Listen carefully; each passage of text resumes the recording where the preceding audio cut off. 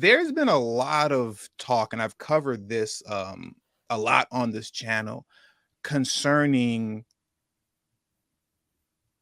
illegal immigrant, undocumented. I want to make sure I'm saying this properly. I want to say this properly. Non-citizens, I mean.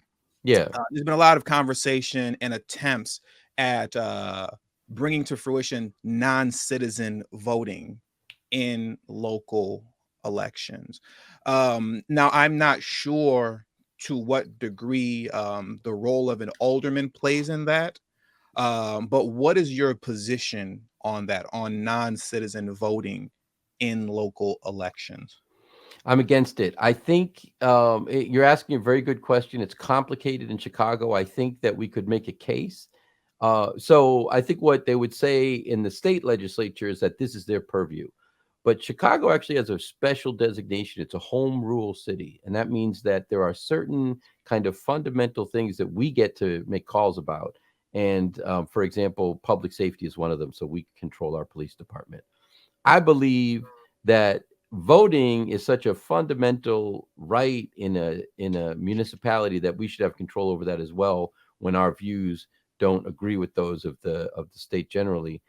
I the you cannot give non-American citizens the right to vote. I think it's a problem generally, but you sure as heck can't do it in a city as political as Chicago. What I believe Plan A was in at Wadsworth, because at first they were going to bring 500 adults in, and specifically adults. The first plan that Alderman Taylor was briefed on was we're going to bring 500 adults. First of all, it is very, very hard to get a collection of undocumented folks that are only adults. Like you actually have to work like really hard to do that in the hundreds.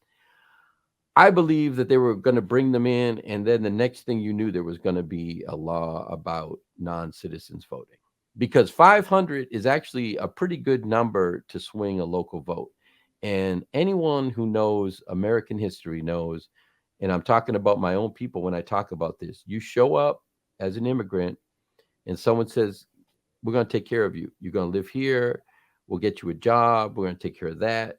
And all you have to do is when we come get you on election day, you're going to vote for who we tell you to vote for. And that's what people do, because that's how the exchange works in America. I'm not saying it's right or wrong, but the documentation on this is there's a lot of it. There's a lot of it. Now, people might argue that times have changed and blah, blah, blah. That's fine. You can say what you want. In Chicago, people are still voting twice and three times. Dead people are still voting.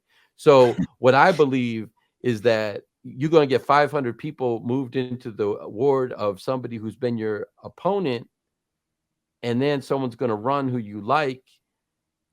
One way or the other, those people are going to be told there's someone they need to vote for, and that's who they're going to vote for. So I think we're weaponizing the vote when we introduce non-citizen voting, because non-citizens don't have the capacity. Voting is more powerful, more important, more dangerous than driving, but you got to pass a test to drive. Why would you let people vote just because? And I don't even understand how this works in terms of if anyone, essentially what that is all you have to prove is that you're above a certain age. And so then I want to know, if anyone can vote, how do you control anything? How, all I have to do, I could bring 5,000 people into my neighborhood whenever I want to, and they can vote and leave. It doesn't, even the logistics of it are daunting to me. I'm against it. And I think that as an alderman, I believe even if the state passed it, that we could pass a local ordinance that says non-citizen voting is illegal in the city of Chicago.